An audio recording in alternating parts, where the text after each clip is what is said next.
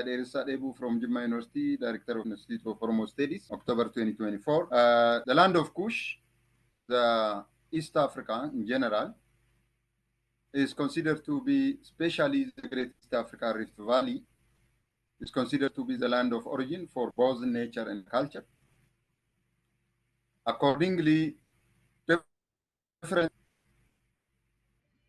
discoveries and archaeological excavations were made, and so many discoveries were made by archaeologists, anthropologists, and other both natural and social scientists. Accordingly, in the Oromo land in Western Hararge and Char, Myosin Chororapithecus dated to 10 million years before present, or BP, discovered in Anjar in 2007. And this is the oldest one, human-like creature. The other skeleton that or remains archaeological discoveries made in Middle Awash, known as Articus Kadapa, dated back to 5.8 up to 5.2 million years before present. That is discovered in Middle Awash. Just in the same manner, chronologically, the Ardipithecus ramides was discovered dated back to 4.2 million before present at Aramis in Afar region. Archaeologists team led by Timmy D.Y. The earlier forms of Australopithecines were also discovered at Belodile, dated back to 3.6 million before present. Makka, Barigazal or Abel, named as Abel, discovered in Chad, and dated back to 3.5 to 3.0 million years before present. And this was the discovery was made in 1995. An archaeologist known as Shannon M.C. Perron discovered stone inflicted animals' bones dated back to 3.4 million years before present aspect at Rikika and Mille in 2010. 3 years child's fossil known as Australopithecus afarensis or Salam discovered at Rikika in 2000 AD and dated back to 3.3 million years before present. Archaeologists led by Donald Johnson discovered Australopithecus afarensis or Lucy or Dinknash, or named as Chaltu in Afan Oromo, dated back to 3.18 million years before present. That discovery was made at Adar in 1974.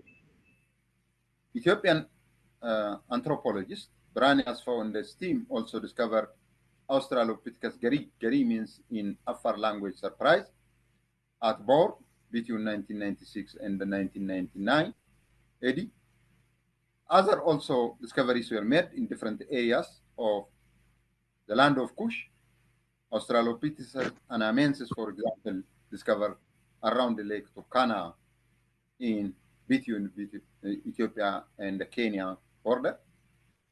Richard Lewis and his wife Mary Leakey discovered a skeleton named as Zinjanthropus in 1959, and other Australopithecus and Australopithecines named as Australopithecus bosi, Australopithecus ethiopicus, Australopithecus robustus, and were discovered in different parts of the Horn of Africa.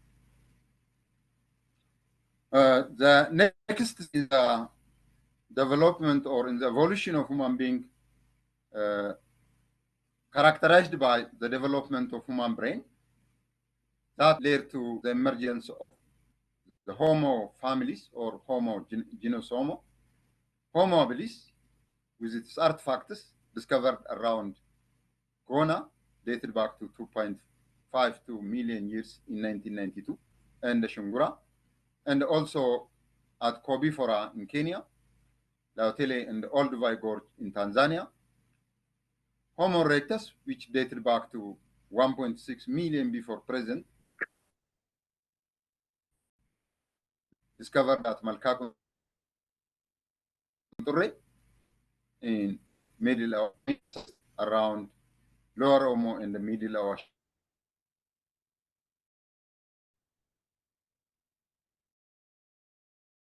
in general. And in Kenya, in around 1984, Dutch hydrologist Gerard Dekker discovered also the artifacts or the materials or the stone tools developed by or created by, invented by Homo erectus, known as Acheulean, whereas Homo habilis created or invented old one tools. Acheulean tools dated by more than a million years and discovered at Kella in Middle Awash in 1963. The next stage in the Homo family is the Homo sapien, the third one, modern or wise human being. Homo erectus means the erected one, Homo habilis, the able man that started to use materials or tools for the production of the basic necessities. Homo sapiens dated back to 400,000 years, discovered at Bodo, Port Kibish and Deltu in 1997, and also in Zambia in around a place known as Kabir. And the different stone tools that were invented by the Homo family species, such as Homo habilis, Homo erectus, and the Homo sapiens especially, such as Sangon Gadimota, dated back to 200,000 years, discovered at different places. For example, at Gorgora, Tione, and Yaballo in Ethiopia, Melidish and the Gurgud in Somalia, and also other stone tools such as stone statues and the like discovered at different places in Oromo land and in the Cush land in general, such as Iya, Tutofala, and Babile, and also in Zambia area or in southern part of the Cush land at Guishe Kafwe.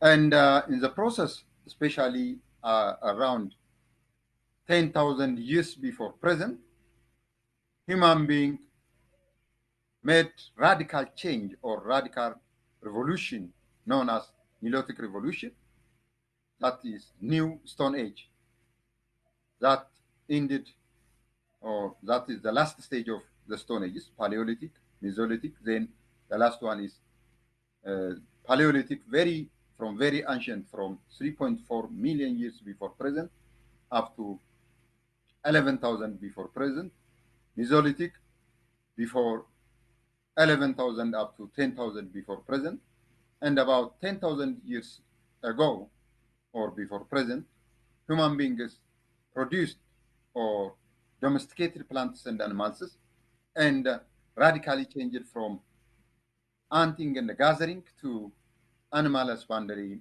and the domestication of plants or production of crops. Accordingly, in the Horn of Africa, different species of plants were domesticated for first time, including Insative ventricosum, Ragrot steph, Zosia, that is Nug, Lesna Korakana, millet, and the like. And also animals such as donkeys, and the like were for first time domesticated in the Horn of Africa, while other domesticated animals and the plants were introduced from different parts of the world to the Horn of Africa through the Nile Basin, through since the land of Cush laid or around the valley of Murmur or Nile Basin, and different kinds of indications or indicators of domestication of plants and animals, cattle, sheep, and different products such as the listed plants and animals, and chickpeas and the like, discovered from different parts of the Horn of Africa, such as Lagoda near Charchar in Western Hararge, Gobdura near Aksum, Mbafekada near Agame, Akordat in the Barentu in Ertra. Archaeologists known as Domboruscu discovered different kinds of indicators of domestication of plants and animals around Lalibela cave near Lake Tana, not Lalibela of the Zagwe, in Wello, but in the area between Gojem and Gonda, around Lake Tana. And also discovery made around Lake Basaka near Matahara in Oromo land.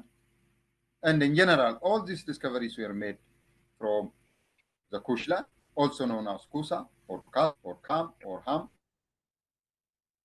whose land stretched from north to south from along the basin of Mormor or Abaya or Nile River, in both the Blue Nile, which contributed more than 80% of the Nile River, and the White Nile that starts from Tanzania, from Lake Victoria, while Blue Nile started from or drains from Lake Tana area.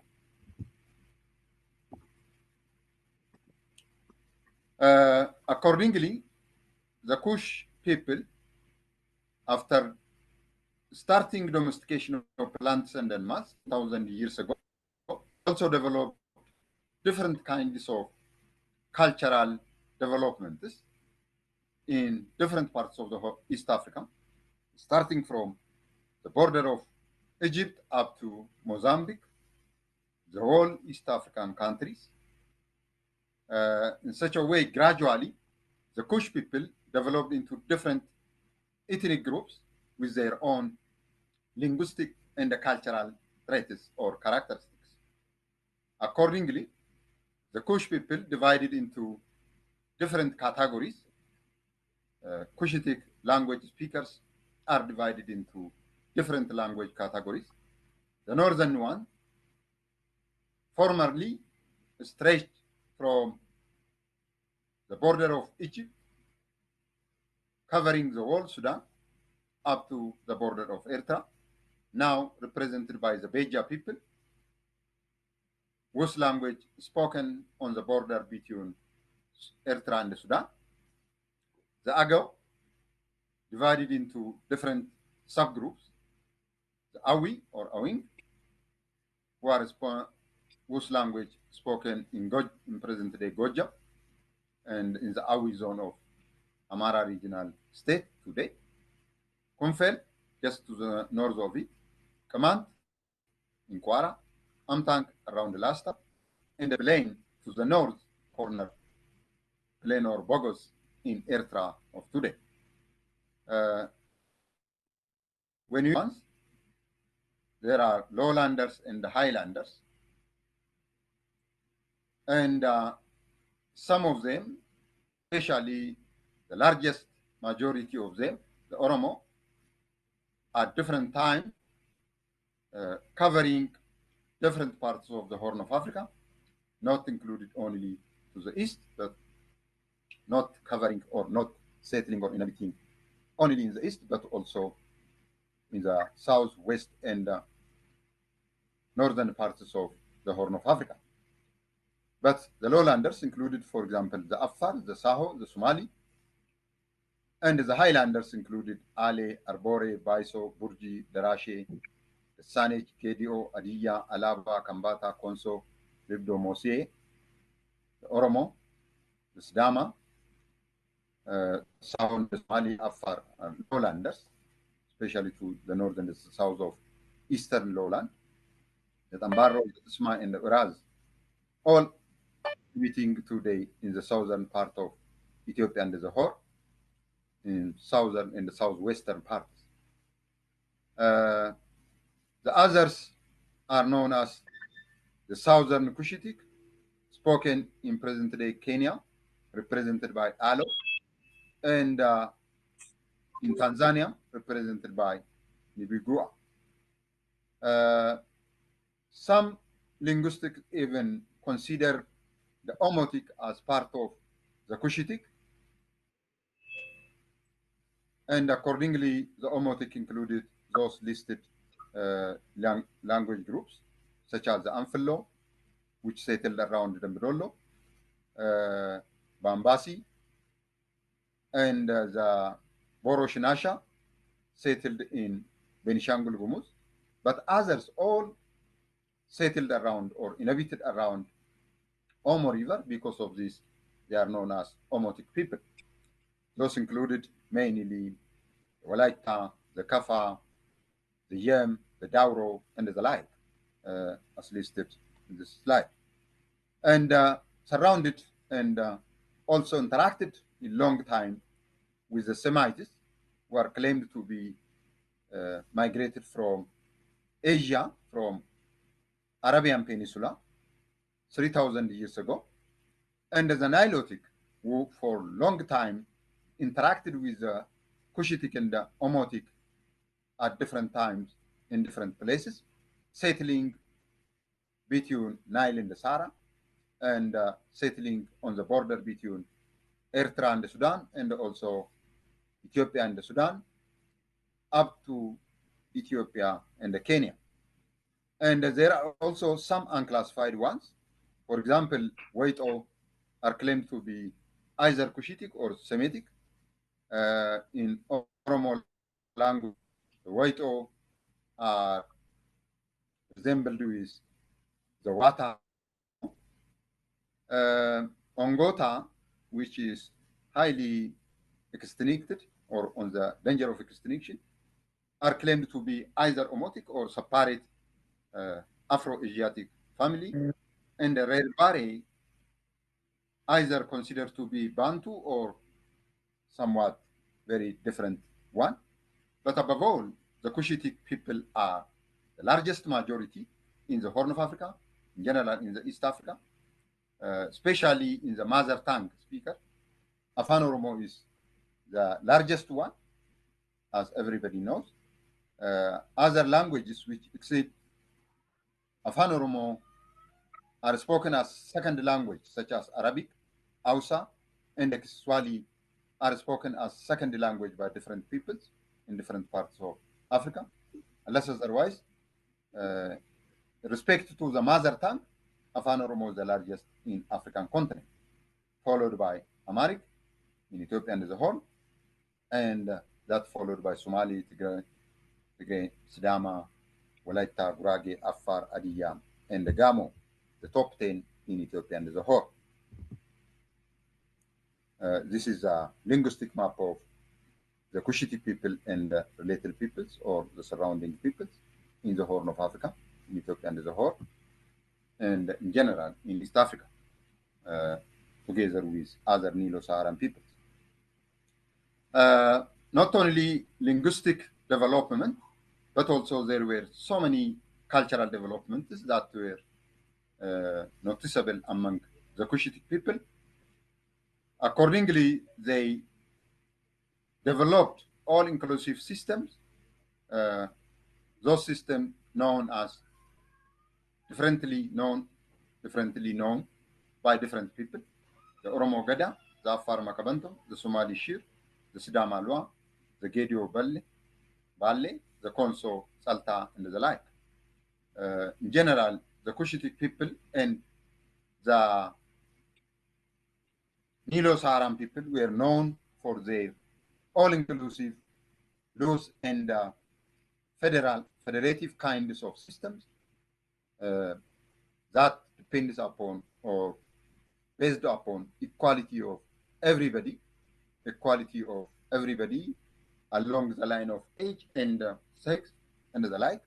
And they were also known for the participation of different categories of the society. And such systems dated back to long time ago. For example, the Oromo Gada, according to the Oromo indigenous expertise and the scholars who studied this indigenous Argatageti or oral tradition and oral information in general, almost nearer to 9,000 years ago, before 10,000 years ago, the Cushitic people started the domestication of plants and animals that was followed gradually with crude form of the Gada system. Accordingly, according to elders, the first one, based on the elders' narration, scholars such as Dr. Gammachu Magarsa put this chronology of Gada, that is okay, that covered about 5,400 years, then followed by the non-Gadas. means that means unknown, mysterious, and a long time, but so many things are not known in the original one. But the non-Gadas, according to the Borana elders and others, and the scholars who studied from there, Aya, Tasa, Munyo, Suftu, Madille, Abroji, Itachanda, Wardain, survived for 9 generations, 40 times 9, 360, and each of them 360 years, times 8, 2,280, and then followed by Gada Borana Barintu or Gada Borana or Walahu from 1450 up to now. That counted for about 574. So when we accumulate it together, or when we calculate together, it's almost nearly 9,000 years ago since Gada emerged for first time. But it passed into different stages to be fully functioning and fully seen with its full characteristics later. For this, the evidence for this is the calendar system, because Gada chronology is based upon the Gada calendar or the Oromo calendar. The evidence for this discovered by different archaeologists, known as Namaratunga pillars, dated to 300 BC, some even dated to 3000 BC, but at least based on the relative dating, dated back to at least 300 BC, discovered in northwestern Kenya around Lake Turkana by Doyle, Lynch, and Rhodes from 1978 up to 1986. That is suggested to represent the site used to develop the Gada calendar, to develop Gada ups and downs. The Gada passed into different kinds of interactions that are different survival and the renaissances or revivals. Based on, together with the Oromo calendar, the culture of Palik stone building was expanded to up to Great Zimbabwe, by which the Zimbabwean civilization is known, about 980. For the communication of the Cushite people, the water bodies, the Gulf of Eden, the Indian Ocean, and the Red Sea were very important for exchange of products to send. Dr. Melissa, I can't hear you. Are you speaking? I can't hear you. I think it got disconnected. I thought it was on my end, so I joined from a different device, but I guess it's not. Yeah, he's interrupted somehow.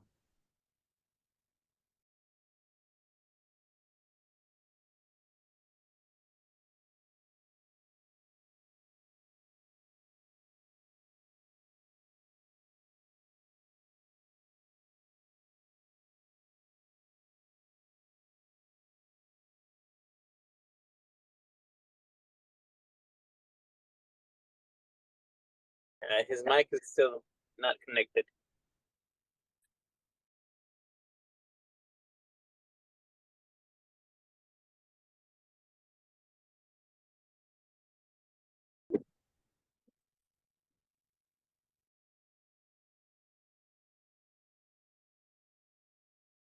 It'd be nice if the recording is edited, cleaned up, and sent to us. It's really nice. The content is very, very useful.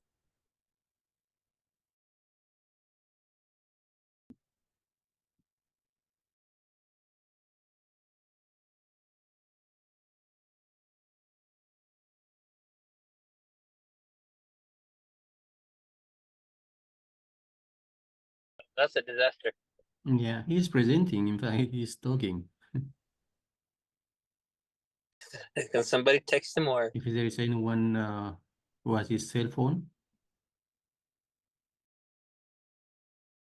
can you please reach out to him?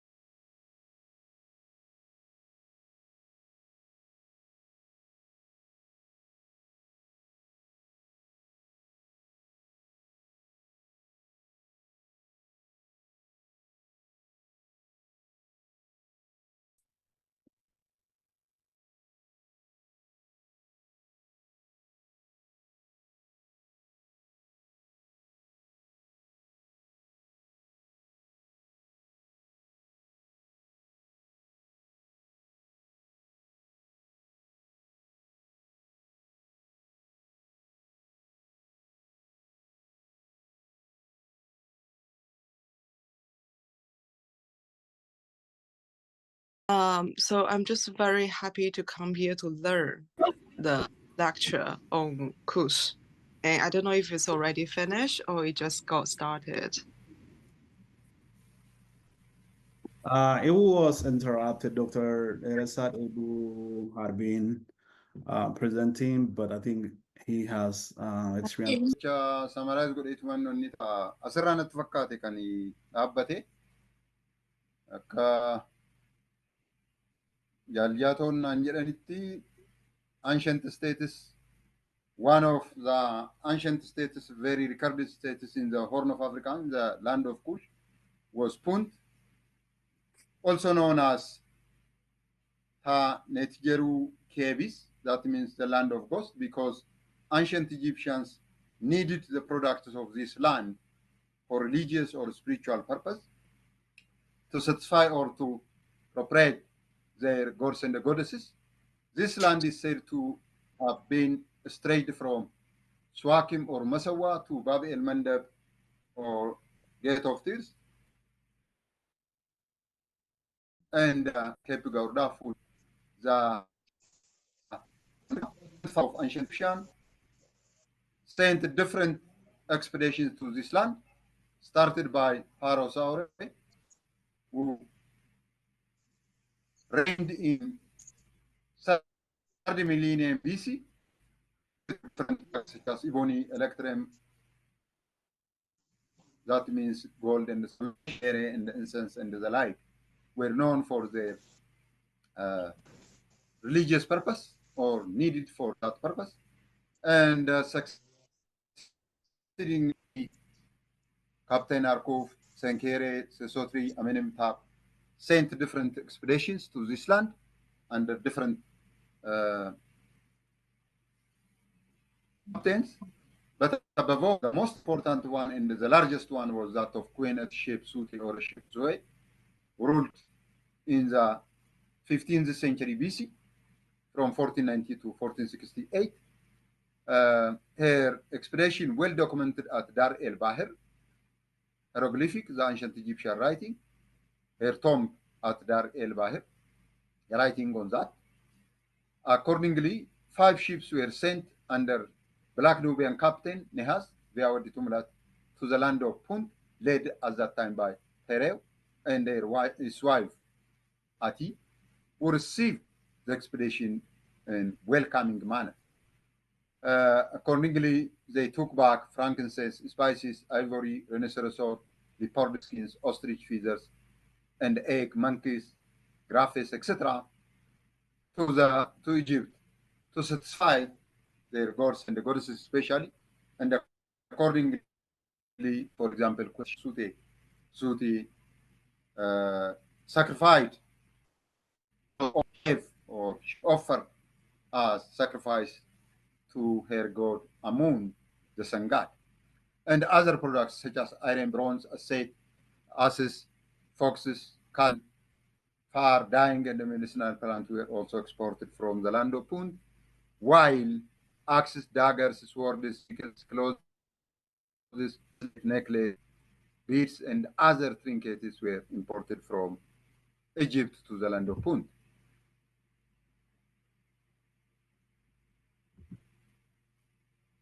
The other states, later developed by ancient Kushite people, is known as the land of Cush or Nubia.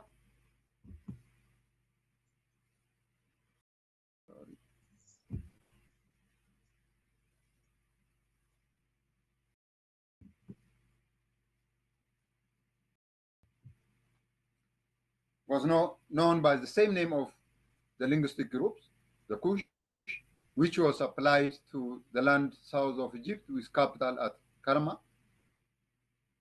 from 2500 up to 1500 BC. Agama jiraga. Hello? Yes, please Hello? proceed. Are you Yes. hearing me? Huh? Please continue. Hello? Hello? Hello? Continue, doctor. Agama jira? Hey, Agama jira? Yes. Tufofi. Okay, thank you. Kush was applied to the land south of Egypt with capital at Karma from 2500 up to 1500 BC. The evidence for ancient or first Kushite rulers can be observed from royal burials at Kuru and Nuri. Around 1550 BC, Egypt was attracted, the Egyptian kings were, or Egyptian pharaohs were attracted by the land of Kush and conquered it. But later, after somewhat 8th century or 7th century, the table turned and the Kushites turned the tables and conquered Egypt in about 750 BC. That had been initiated by the Kushite king Alaras, who ruled from 800 up to 760 BC, whose daughter Tabri was the wife of very famous and successor of Alara, Pie. The Kushites therefore turned the table and conquered Egypt very effectively as of 750 BC. Amenar, the daughter of Kashta Amenidis, established the capital at Thebes and ruled Egypt itself. And successors such as Shepe or Tarako established 25th dynasty of Egypt. That was the dynasty. Ethiopia itself was serving or given for the land of Kush or the Kush people in the ancient. In about 650 BC, when the in Ethiopia or now Turkey invaded Egypt, Kushites and their king Tanuetman returned back from Egypt from Thebes to from Upper Egypt to Napata, that was established as the capital of Nubia or Kush. Then the capital was changed later from Napata to Meroe in 591 BC.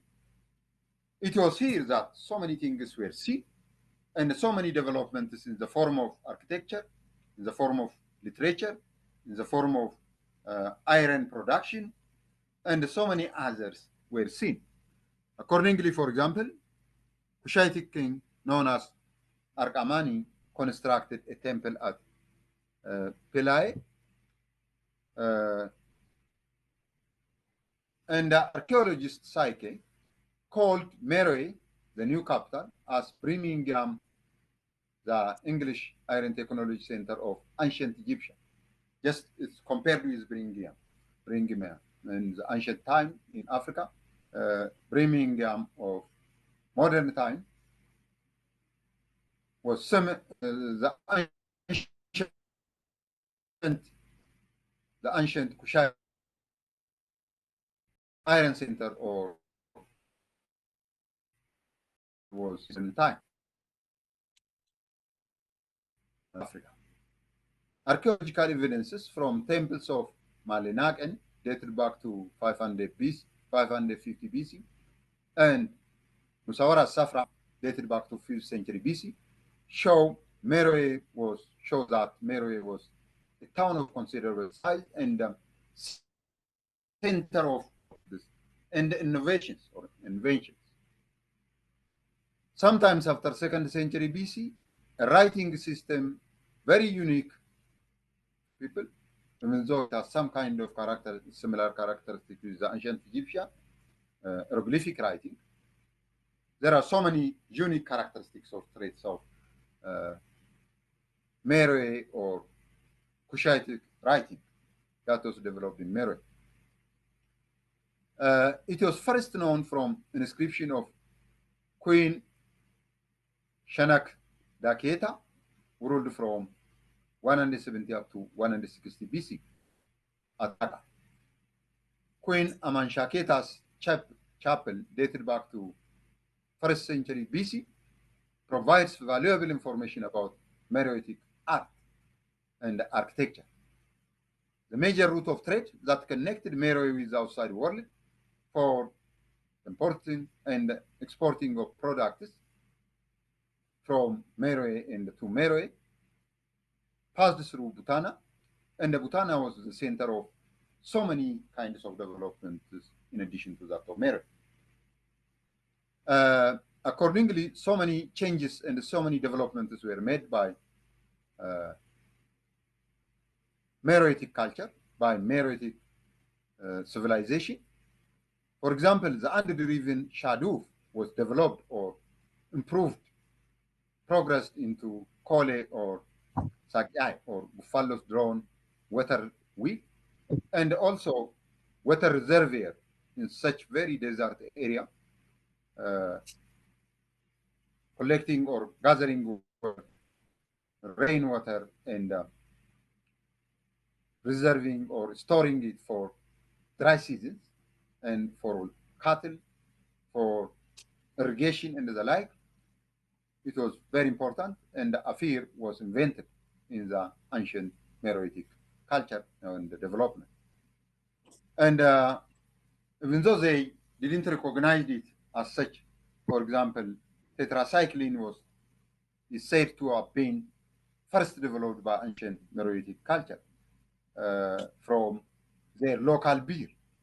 For example, even though they produced local beer for their own purpose and for their own strengths and for as a nutrition, but gradually it showed that different scholars, different physicians considered that it was the beginning of the tetracycline there. In mathematics, they also developed geometry through trigonometric, and in military, they also developed different kinds of tools and armaments, such as bows, arrows, and the technique of siege, or surrounding the enemy and putting into trouble the enemy. And also the architecture, so many other developments, so many other constructions and architectural developments were made in Meroitic and in general Nubian or Cushitic civilization. For example, Mudbreak Temple, known as the Fufa, and in general, so many developments were seen as sections of civilizations of ancient Meroitic culture, Napata or Napata by ancient Nubian, ancient Egyptian, who is Egyptian, ancient Egyptian.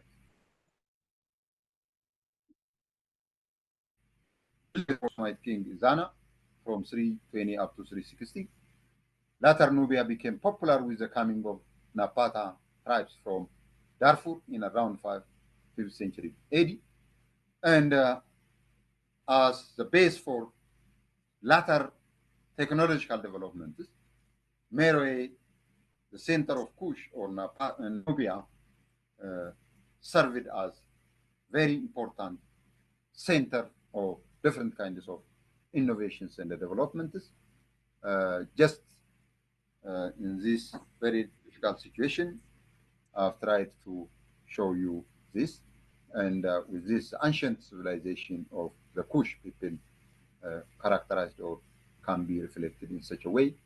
Thank you very much, but sorry for the interruptions made because of the technical problems. Thank you very much. That's all from my part.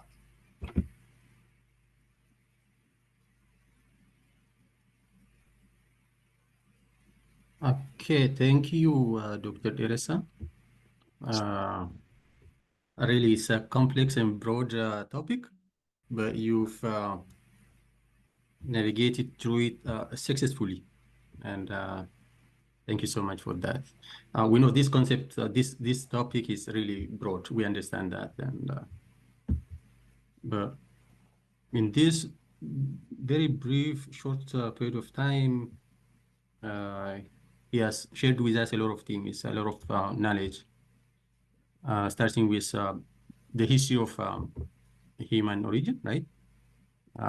Where humanity originated, and as he rightly said, humanity originated in Africa, and specifically in the Horn of Africa, in the land of the Kushite peoples. And the first, like he touched on, Homo sapiens, the first fossil that resembles us date back around 3.2 years, and whose name is Lucy, right? Or Chaltu in Oromo. So Dr.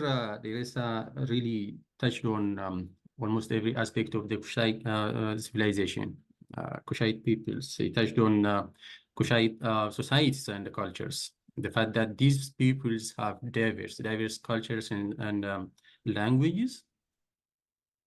And he rightly located Oromo, the largest ethnic group, the largest nation in this Cushitic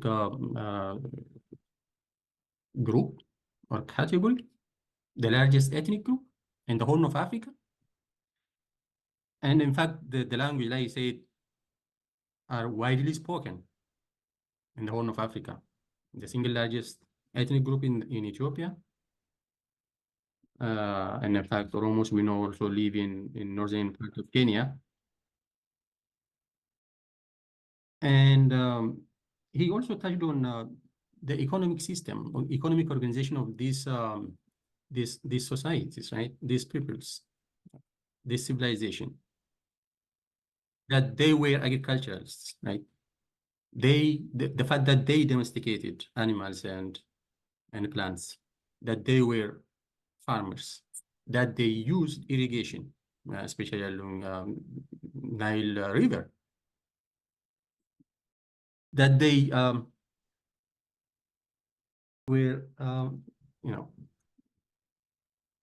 animal raisers, and especially horses, right? In fact, they kept cattle, donkeys, like he said, and also horses. Horses, in fact, has a special place in this civilization, in this Cushitic civilization, ancient Cushitic civilization. And you can ask why and how. And, you can relate this culture of horse raising with that of the Oromos of today. We know Oromos have really special place for their horses. And horses had special place during that ancient Kush civilization. That's what I really want to stress.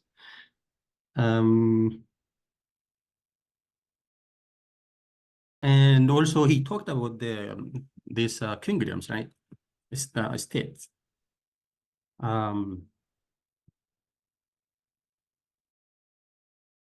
The fact that they used to shift from one place to another. From Kerma, he said, shifted to Napata or Nabata, right? And then finally, ultimately to Meroe. And in fact, Meroe is the last, right, center where the kingdom of this Kush civilization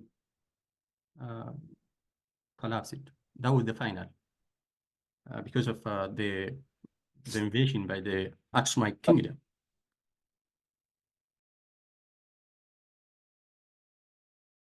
And also he talked about Gada system in relation to this. And in Oromo oral history, our elders, our historians, philosophers tell us that before Gada, there were kingdoms. Oromo used to live in kingdoms. Oromos had kings and queens. And you can ask, is there, could we relate this Oromo history, oral history, could we think or assume that those kingdoms at Napata, at Meroe, at Kerma were also ours, right?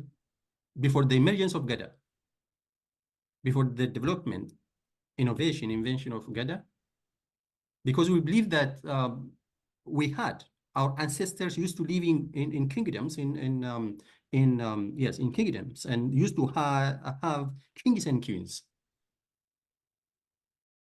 before ultimately evolving to a democratic way of life under Gada system. And importantly, he talked about technology.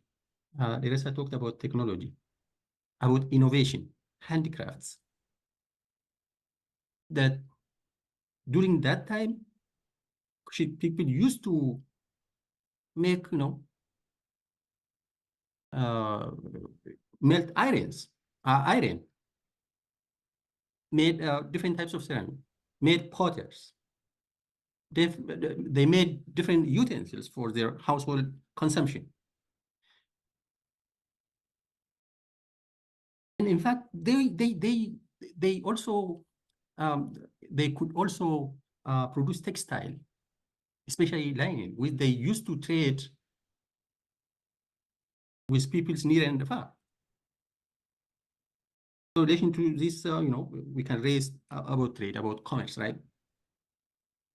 That the Kush of them used to travel long as far as China and India and exchange these commodities with them.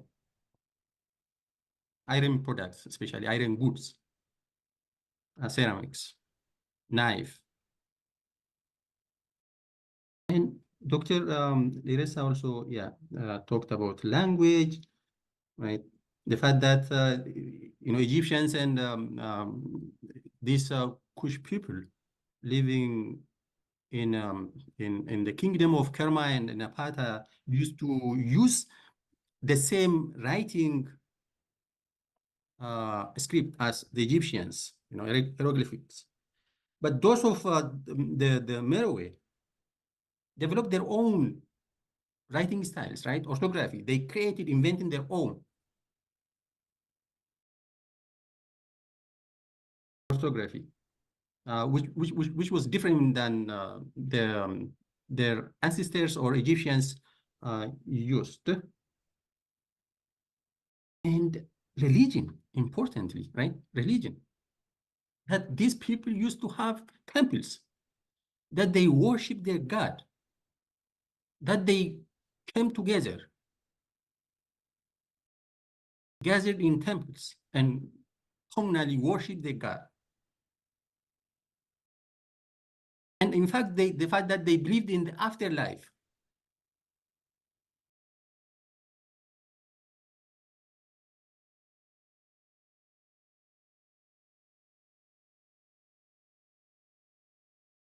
And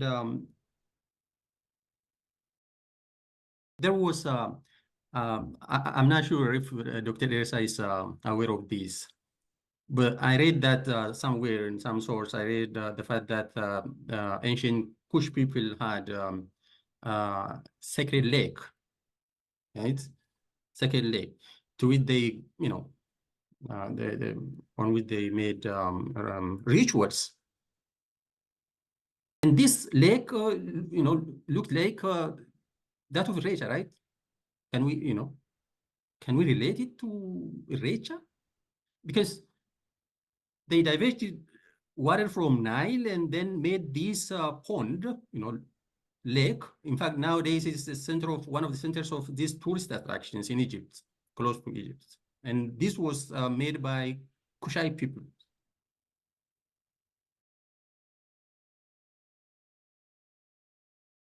And also you touched on really ostrich, right? And we know in Gada system, the place of ostrich feeder, very important. And also our ancestors used to use these feeders, ostrich feeders, and it had a special place also back then, now only now. Calendrical system, their knowledge in astronomy.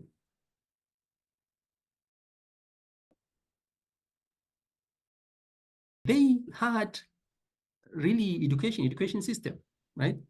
Especially those that settled in Meroe had even well-known library. And people from near and far used to go to that library, including the Greek philosophers.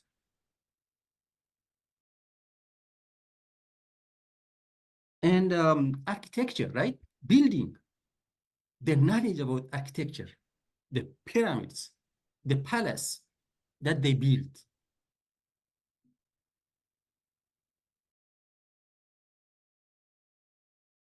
And very important information you shared with us, you know, regarding the civilization of Meroe, the final stage of Kush civilization, where they achieved industrial revolution, the revolution comparable to the British Revolution, you know, we know in history, right? So which dates back 100 or 150, so, you know, which came into light around 1850 in England. So back then, our ancestors, the Kushites, based in Meroe, had already achieved this progress, this advancement.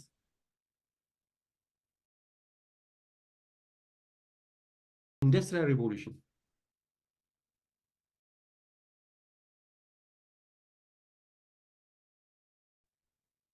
So, like I said, it is really broad and wide topic, but Dr. Dheressa has managed to cover these most important topics, aspects of Kush civilization. And I really thank him for doing so. And I think now is the time for Q&A. So you can text us or you can ask your questions, you know, directly to Dr. Dheressa. Or if you have comments or suggestions, you are also welcome to do so. So with this, I leave the floor for the Q&A. So yeah, please, those of you who have questions, please.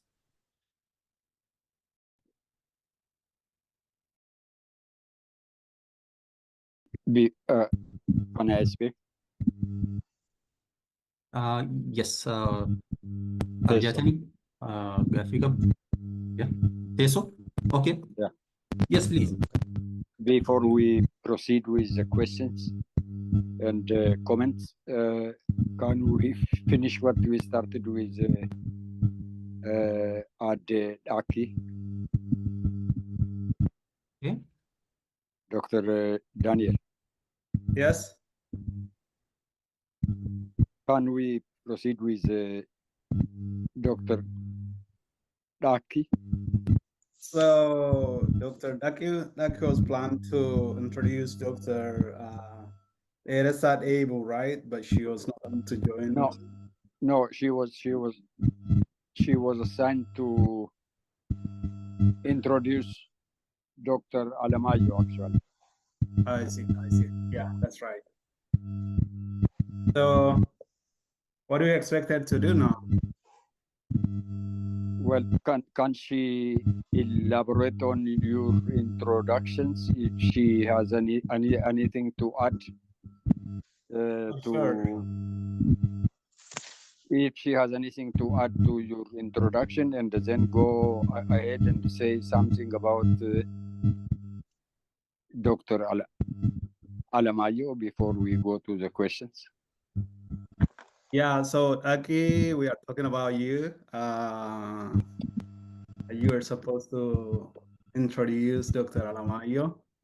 Yes. And also you can discuss about why you learned it and the time that you spent in Borna, your observations.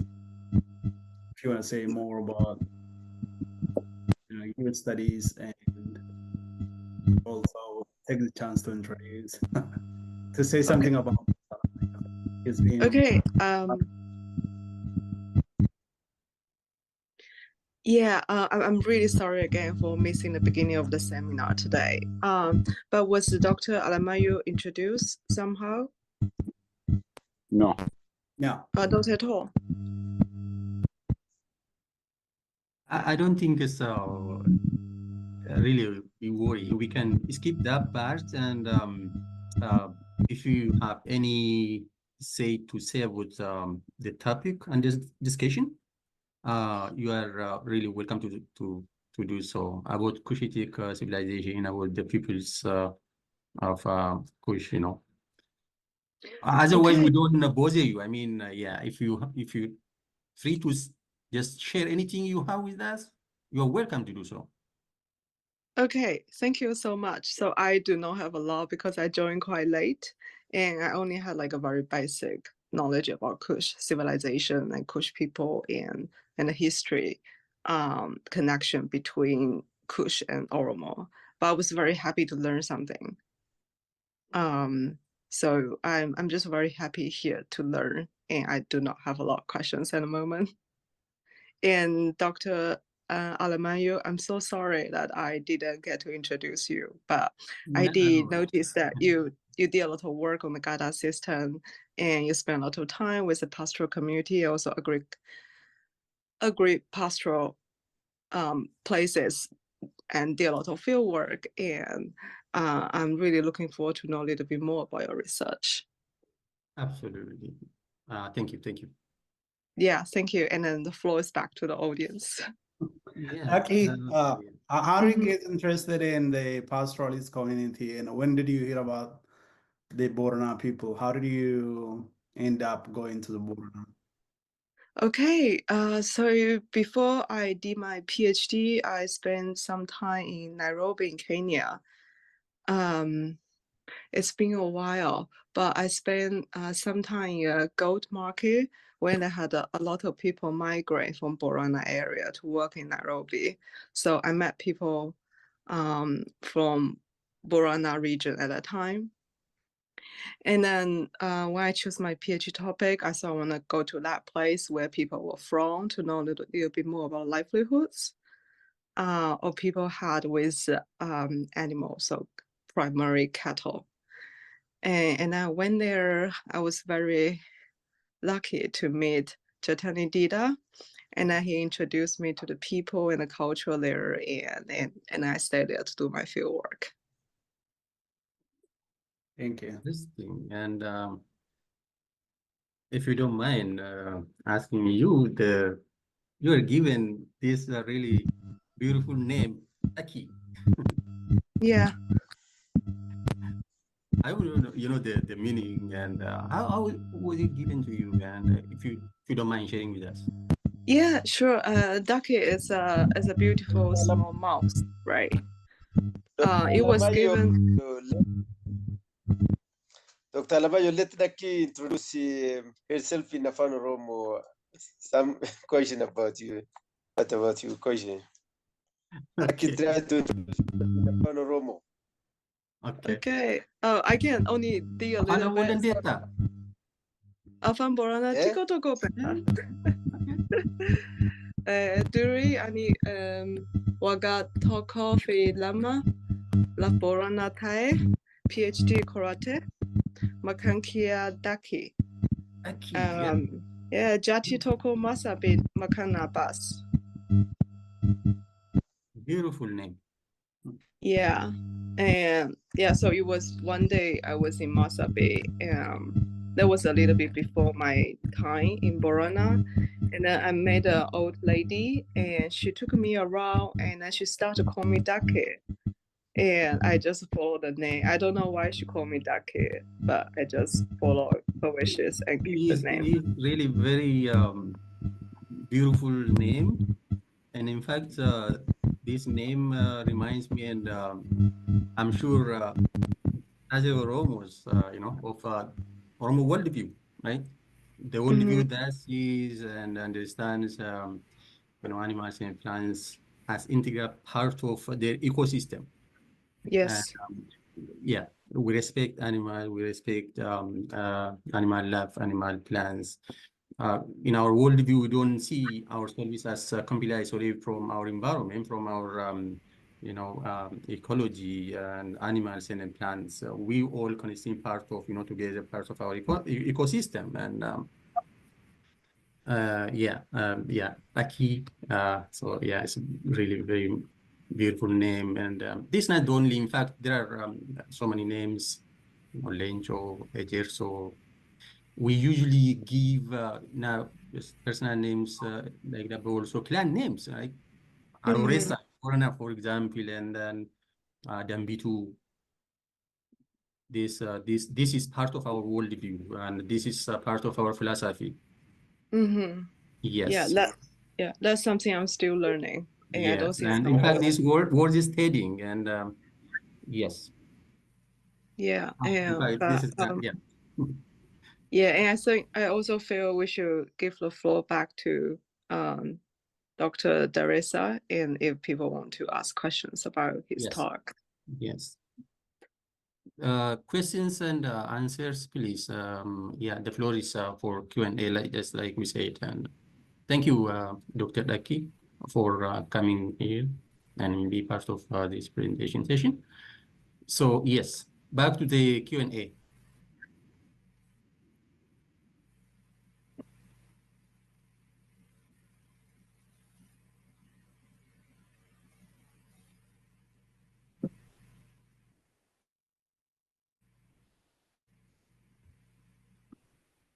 It looks like everything was clear, right? Or no question. Even if you don't have question, you can raise suggestion or comments for Dr. Dheressa.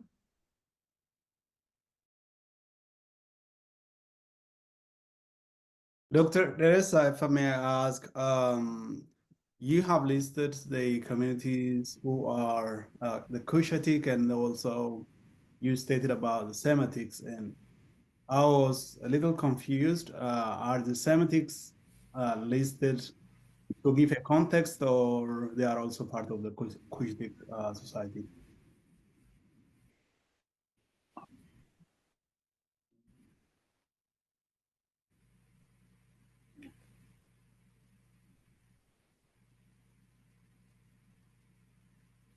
Shall I answer immediately or Yes, collect please. together?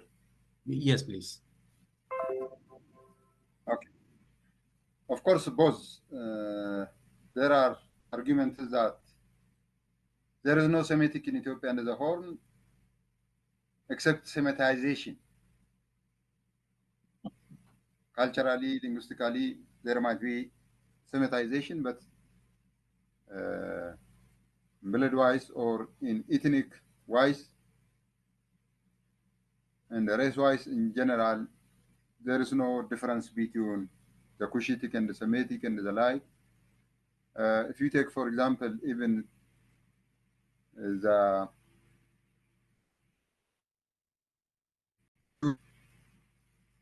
official language of the country, Ethiopia, Amharic itself has more than 40% Cushitic words, including words related to crops, words related to plants and animals in general, and so many others who are being claimed as Semitic are recently refuted to be Cushitic. Therefore, it is very difficult, even some argue that to call these people as Semitic because both linguistically and racially and the like, these people are highly related, even though there are cultural dominations and the Semitization and the like are there. The claiming of the Solomonic dynasty and related with that, the coming of the Abashat and the Agazian from Arabian Peninsula 3,000 years ago. And again, more than that, some argue that since the Horn of Africa, the land of Cush, was the origin of all people of the world, so even those Semites came back from Arabia to their origin, first across the Bab el Mandeb, and some others across Gibraltar, moved to other continents, but later that moving was in millions of years, around 1.6 million years before present, during Homo erectus. Later, after so many developments, after domestication of plants, the elder people, or the majority, and also the people who developed there, and their land, their credit land is from Sudan up to Tanzania, not anywhere else. But others, even those who are said to have come back from Arabia to their original land. So in such a way, there are arguments. And also, I put it just to show the context. And in the case of Omotic recently categorized as independent linguistic group, or language family, but formerly Bender and others categorized the Omotic as Western Cushitic.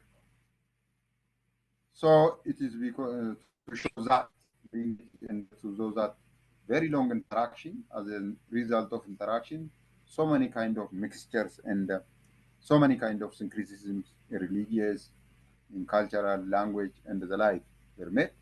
I put it both to show the context and to show also that they are highly related. Of course, in the superfamily, they are the same, because Afro-Asiatic superfamily consists of Semitic. Afro-Asiatic is derived from Africa and Asia. Majority of linguistic groups and were in Africa. There are 6 categories under Afro-Asiatic. Only Semitic outside Africa. Others, ancient Egyptians, Berber, Hausa, Omotic, Cushitic, Semitic are only Semitic live both in Asia and Africa. So it is to show that they are highly linked, and also to show the context, and to show they were highly in interaction across ethnic and religious diversities. The peoples of Horn of Africa highly interacted and integrated for so many years in the historical processes. So that is the case. Thank you. Thank you. Another question? I have a question. If Okay, Abjatani, right? Yes, yes. Okay, yes, please. Yes. Are you speaking? I'm not I,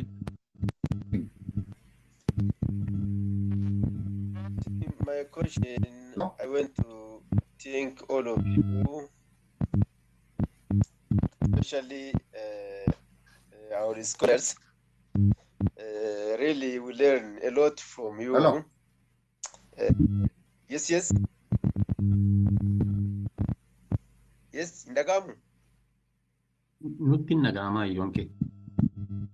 Kasi In nagama Dheressa. Dr. Kan kellen dhageenya, kan Abjatani illeen dhageenya.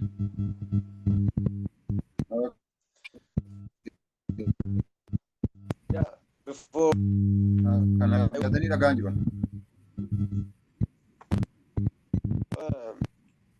before asking my question, I want to thank you, all of you, especially Alamayo and Dheressa.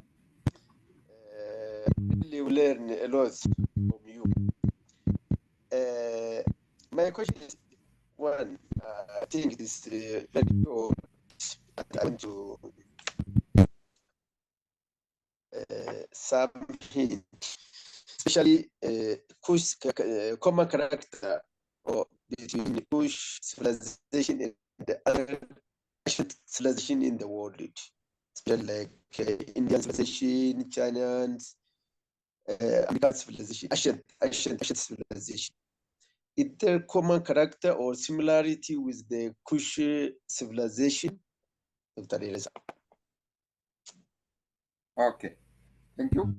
Yes, there are so many similarities, and also there are so many unique traits or unique characteristics. Accordingly, for example, writing system developed in different parts of the world, cuneiform in the ancient Sumerian, lithography in ancient Chinese, and also others among the Indian Sanskrit script was there, hieroglyphics in ancient Egyptian. There were writing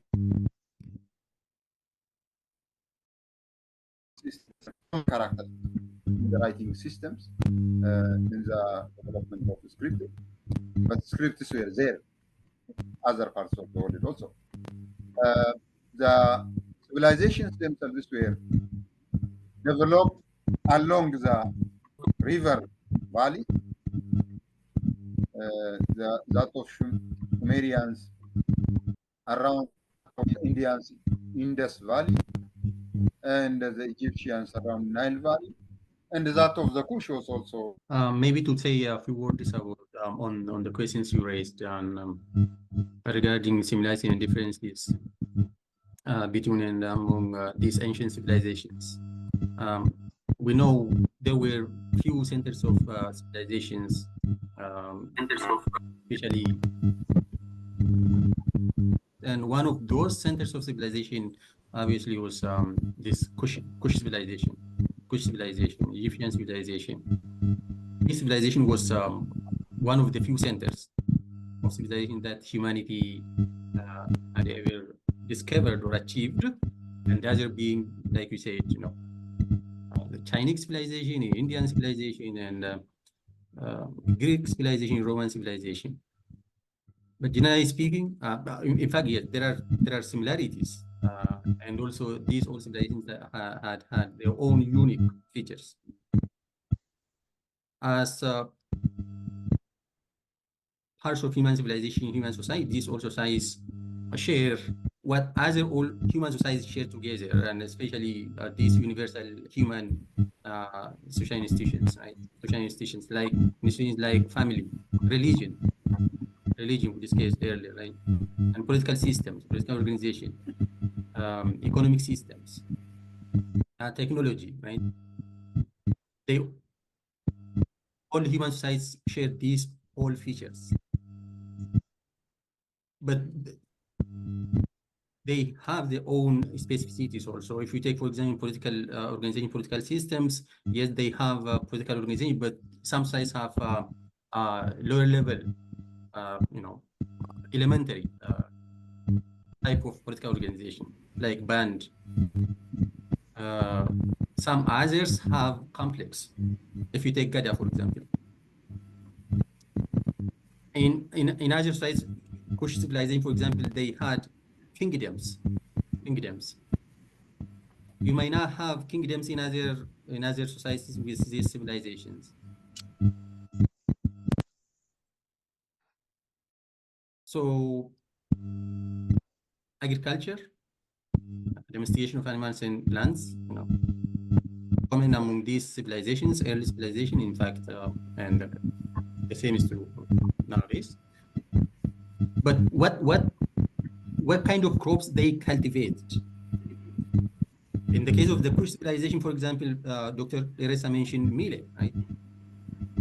But that may not be true in Chinese civilization, or Indian civilization, or in Rome civilization, Greek civilization, because one, it could be limited by the ecological factors, geographic factor, climate, right? So what other societies, other civilizations have, and are present in other societies. So in fact, you create these culture patterns and cultural systems as a response to your needs. Those needs could be economic needs, or political needs, or social needs, or religious needs. Generally speaking, societies have, not only just these civilization societies have similarities that they commonly share with one another, and also they have their own unique features. Like if you take, the Oromo, they have Gada. In fact, Gada is also more or less shared with other neighboring societies, especially the Kushites and the Consul. So yeah, I'm not sure if I've answered your question, but that's what I can say regarding your question. Thank you. Okay, another question, please. I have a question. Yes, please. I think Dr. Dheressa is also back. Yes, please. Poteso. Yeah, my question is regarding the dispersal of the Cushitic peoples. We often hear that the Cushitic is confined within the East African region, but I came across a very interesting material recently regarding a people, the Ga or the Dangme people. The Ga or the Dangme people migrated from ocean area in Yemen between 1672 to 525 BC, and they crossed Nubia and settled in present-day Nigeria, and finally settled at the Shai Hills around 1000 AD. The Dangme or the Ga are akin to the Akan, the Iwe, the Mole, and the Guan peoples. Na in Ghana is the title of the leader, like the Abba Boku in Oromo. Over time, the word was expanded to mean the land or territory inhabited by the Ga. That is how today's Ghana, if evolved into the name of the Ga country, according to this literature. So my question now is there any further relations beyond the East Africa of the Cush? Because I read in other literatures that the Fulani, for example, share lots of features that are very, very common to the East African Cushitic societies. Dr. Dheressa or Dr. Alamayo can deal with this question. Thank you. Thank you very much.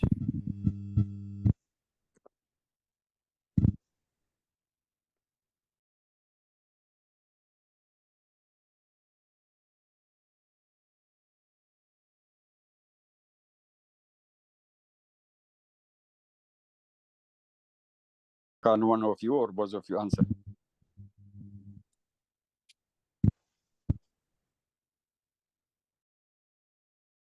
Dr. Dheressa.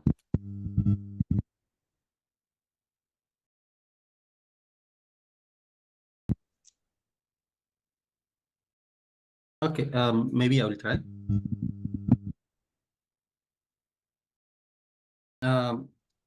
I am aware of these people called Akan. They're settled in Ghana, and they are one of famous peoples in Africa, in African ethnography. But I'm not sure if I've come across this literature you are alluding to. But I'm aware of these people, and especially they are known in Africa, in African ethnography, for their religion, complex religion they have, especially the symbolism that they have in that religion. And obviously, Africa, all humanity is originating in Africa, and there is no dispute, right? This regarding this claim. White or yellow or brown or all humanity, all human populations originating in Africa. So we can assume that the first couple was black, right? So it is not like white people evolved from black, or yellow people evolved from black. They all originated in Africa, and when they moved out of Africa, they split. And in fact, that took thousands of years for one population to split from the other population and then fill this world. So the origin is Africa, and Africa, in fact, the Horn of Africa. And we can assume that that first couple was black people. And in fact, according to our worldview, the worldview of Oromo, the first people,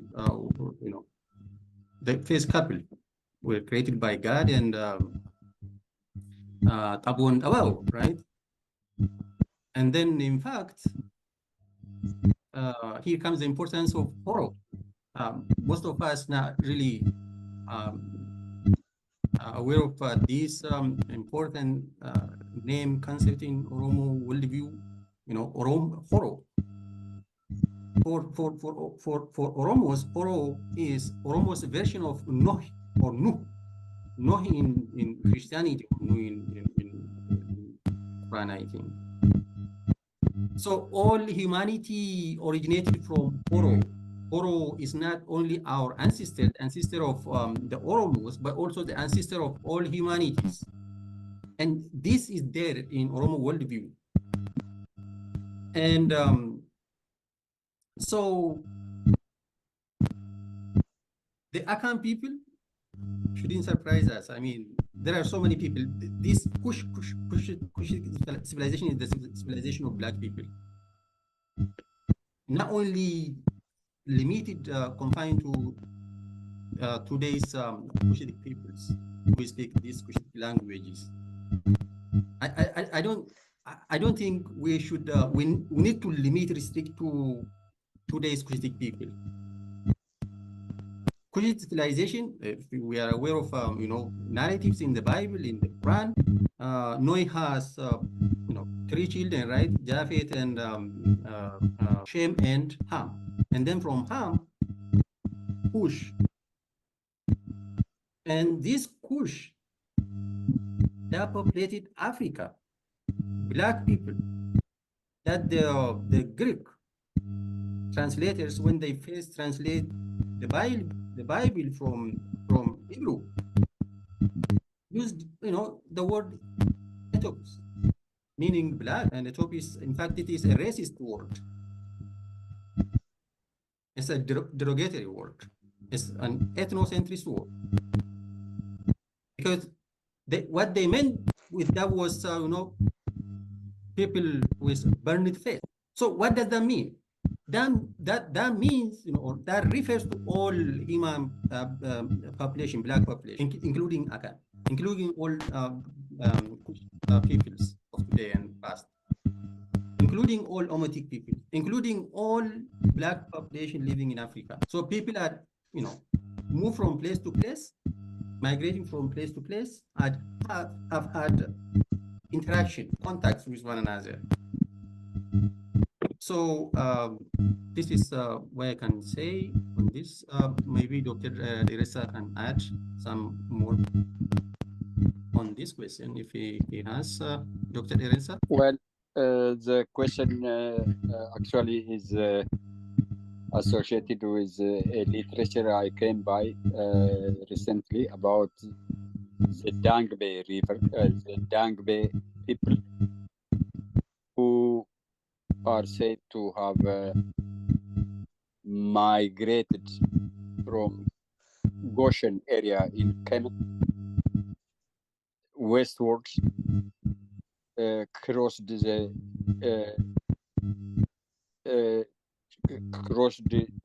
Nubia and settled in present Nigeria, and then they moved again and finally settled at Shai Hills in around 1000 AD.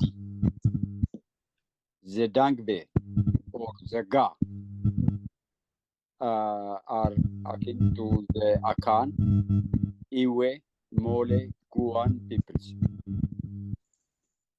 Na in Ga language is the title of their leader, like the Ababoku in Oromo. Over time, the word was expanded to also mean the land or territory inhabited by the Ga. That is how today's Ghana evolved into the name of the Ga country. My question now is, does this imply, other than the general information just mentioned, that the source of humanity is in East Africa? Other than this general notion, is there any cultural, historical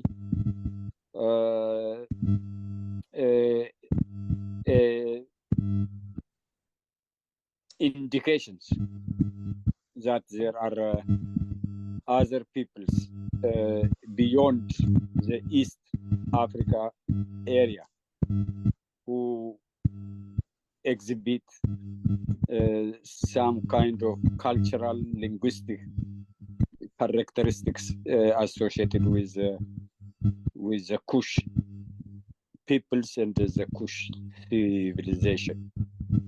And I particularly also mentioned Fulani as one of the cultures that are akin to the Cush. That was the question. Okay, thank you again. I think I didn't hear well because I think it was with you or with mine. There was this internet connectivity problem. There was, I didn't fully hear those all questions. I only heard the question you asked about ICANN. That's why I focused on that one. Okay. Yeah. What I can say is, these all things, we can't fully say we are at the stage where we know every thing about all societies, every society in Africa. But like I said, especially during the final stage of Kush civilization that ended in Merowe as a result of invasion by the Aksumite kingdom. It is believed that these societies might have dispersed in different directions, not only in one direction, eastward, but also westward, southward, right? And it could be, one of those societies that moved east or west and southwest could be this society, the Dangwe society, Dangwe people, you said, right? So during this time, they might have moved westward and moved until they arrived at their current destination in Nigeria. I read about these people a while ago, and I realized that their dressing style looked like that of the Oromo, really very impressive. And but they are small in size, really very small. But they have their own unique language and ways of life, and their unique, very impressive, attractive costume dressing style. And I think this is the people you are talking about. And yeah, would be dispersed, right? During this collapse of the civilization. And Fulani, again, shares a lot of features with even contemporary tribe peoples. But like I said, a lot to be studied, a lot to be unraveled and discovered. Yeah, I think that much is enough. Okay, another question, maybe Dr. I think Dr. Dheressa is around. Dheressa, can you hear us?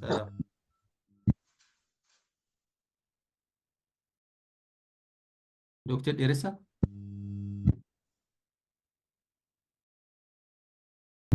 Okay. But I can see his name. I don't think he's hearing us. Okay.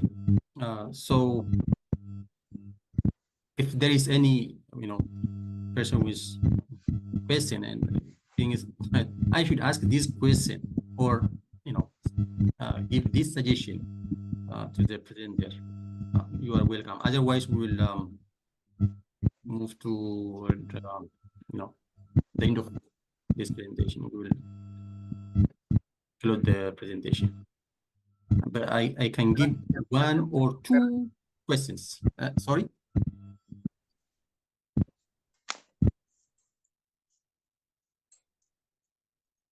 Somebody was saying something. Was it a question or?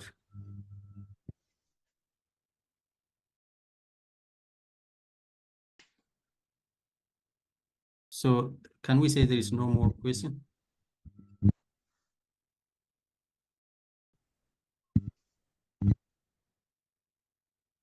Okay. Okay, thank you so much, Dr. Dheressa, if you can hear us. Thank you, really. We have learned a lot from your presentation, from your knowledge, and we really appreciate that. So now the floor is back to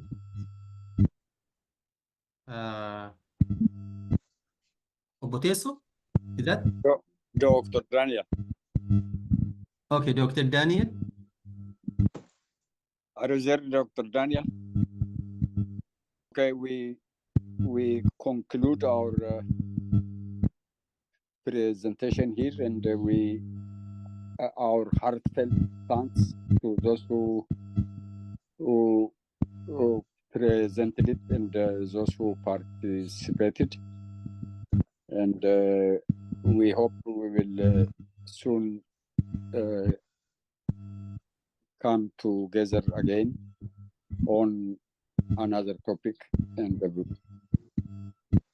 by other presenters. Thank you so much. Thank you so much. Thank you, everyone. Thank you. Okay. Thank you. See you next time. Thank you so much.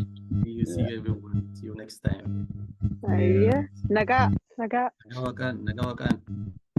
Yeah. Nagarola. Nagambula, naganola. Anan mo wana tamar unatus.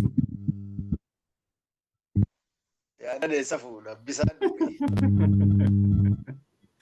Ay, beka su kochola.